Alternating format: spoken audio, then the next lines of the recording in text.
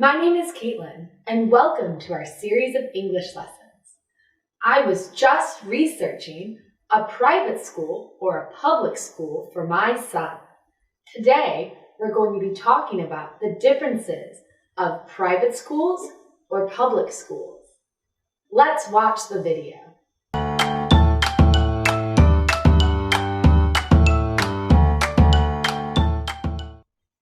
Honey, what are you doing? I'm still looking for a good school for our son. I prefer public school to private school, but I know you don't. I already told you why I prefer private schools to public schools. Well, there are many advantages to learning in a public school. Okay, let's discuss them again now. Tell me, what are the advantages of public schools? Well, in public schools, teachers tend to be more qualified than their private school counterparts in terms of education and experience. On this point, I agree with you. But in private schools, parent involvement is stronger. I don't think so. I think parent involvement is strong in both.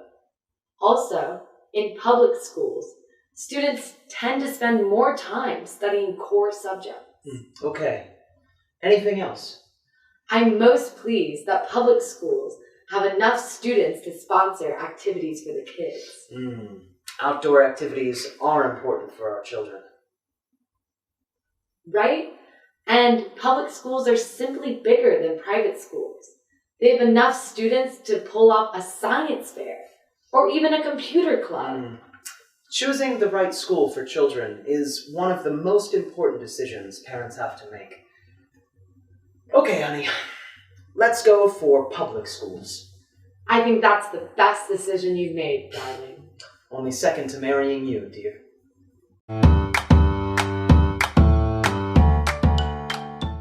Jonathan! Jonathan, are you ready for school? Jonathan! Do you have your lunch? I have your book bag and... Jonathan! Are you ready?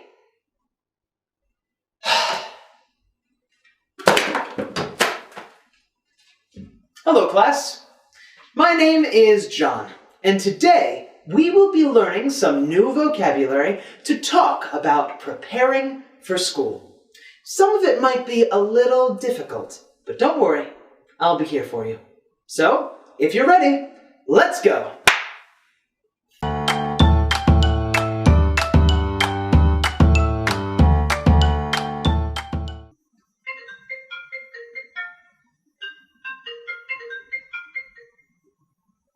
Hi, this is Sarah speaking. Hi, Sarah. This is Billy's father. Oh, hi! How's Billy doing? I miss him so much. He's doing well, thank you. Actually, I'm calling because I need your help. Can you do me a favor? Sure, I'm listening. Well, I'm preparing him for school, but I'm not sure what I should do first. Well, it's not a difficult task, but it will take some time. I understand.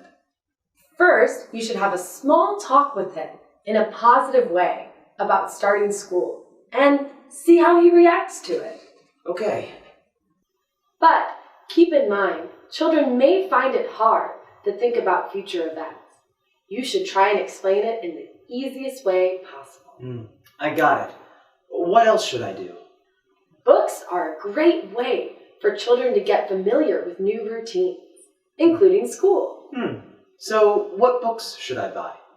You can download My New School and read it with your son regularly. Also, be prepared to answer his questions. That's great. Thank you so much. You're welcome. Also, you should encourage his positive behavior. That helps a lot. Yes, I will. Thanks.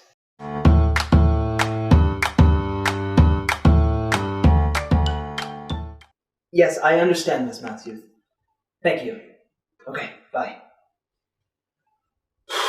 My son might be failing his science class if I don't help him get better marks. Do you have any advice on what I can do? Hello, class. My name is John, and today we'll be talking about ways to help your children do better in school. Some of this might be a little difficult, but don't worry. I'll be here for you.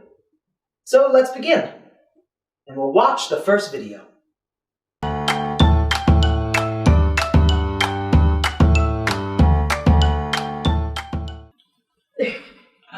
Hey, you seem so excited. What happened? My son just called and told me that he received the highest mark on his exam. I'm so happy for him. Wow, congratulations. He studied very hard before the exam, so he really deserves it. What a great boy. Have you done anything to encourage him to study? Yes, of course. I can give you some useful tips, and you can apply them to your son. Great.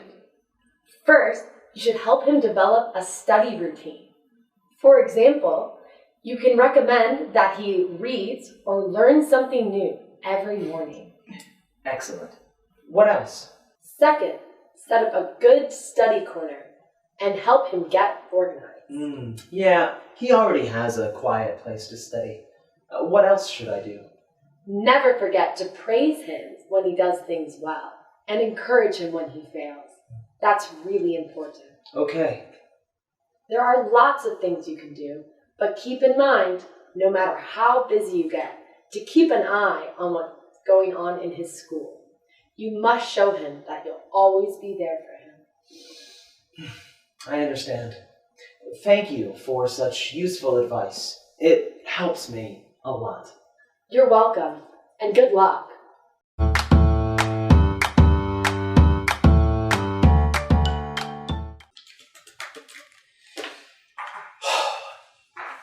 I have been researching for hours, trying to find a scholarship, but there's just too much information. Can you give me some advice? Hello, class. My name is John, and today we'll be learning new vocabulary about discussing scholarships. I hope you find it very exciting. Now, let's watch a video.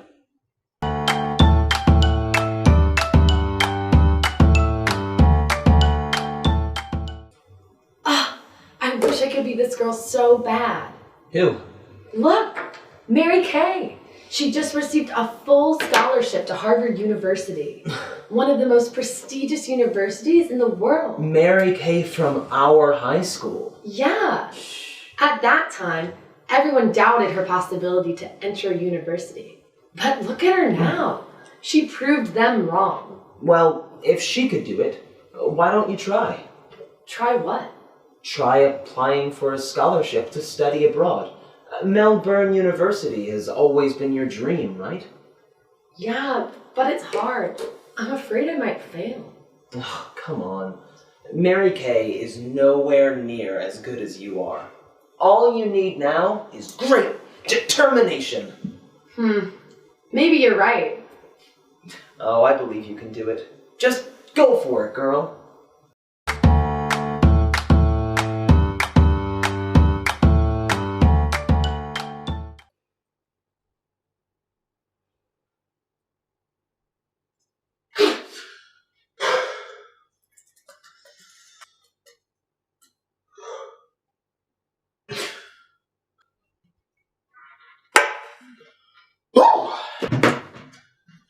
Hello, class. My name is John, and today we will be learning some new vocabulary to talk about stress at school. Some of it might be a little hard, but don't worry. I'll be here for you. So, if you're ready, let's go!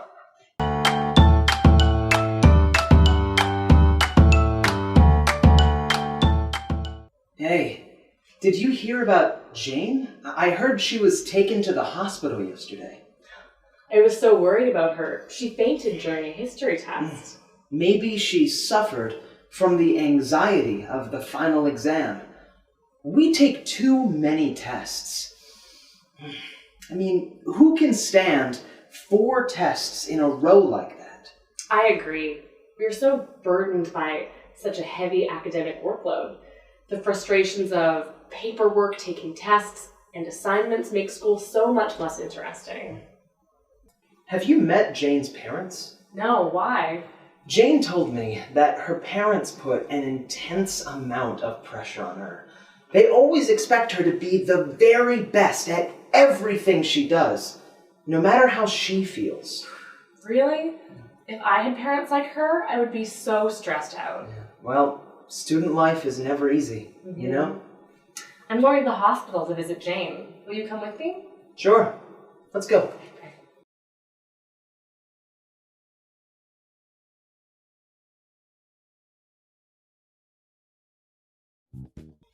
Hello, my name is Caitlin, and welcome to our series of English lessons. I have to run in a minute because I have to make it to my after-school activity. Today, we will be learning about vocabulary with different types of after-school activities. Let's get started.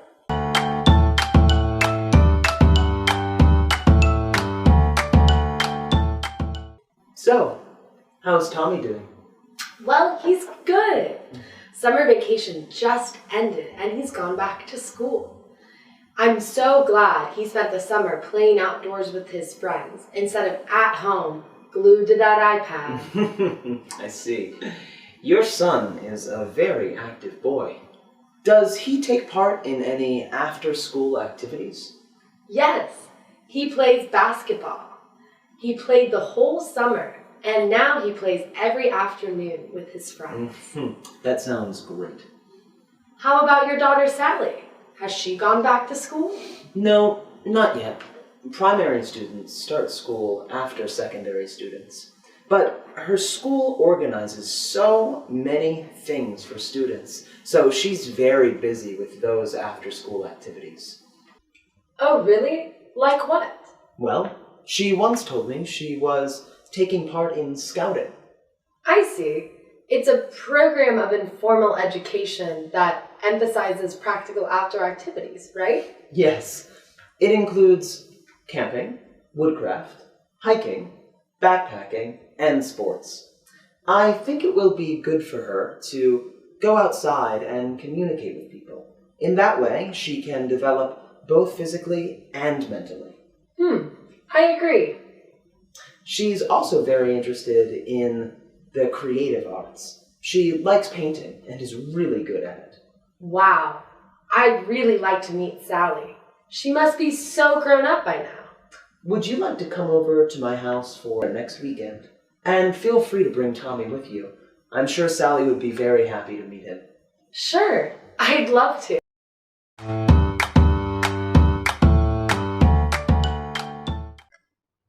Cheating on exams, intro 3 to 1 go. No, Dad, listen. I know. I'm sorry. But because they caught me cheating on the exam, I'm not allowed to go back to school all semester.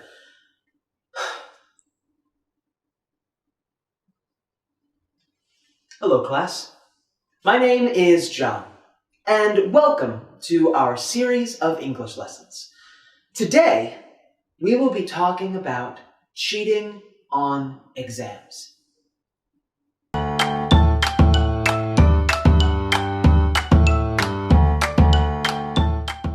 Hey, what's wrong?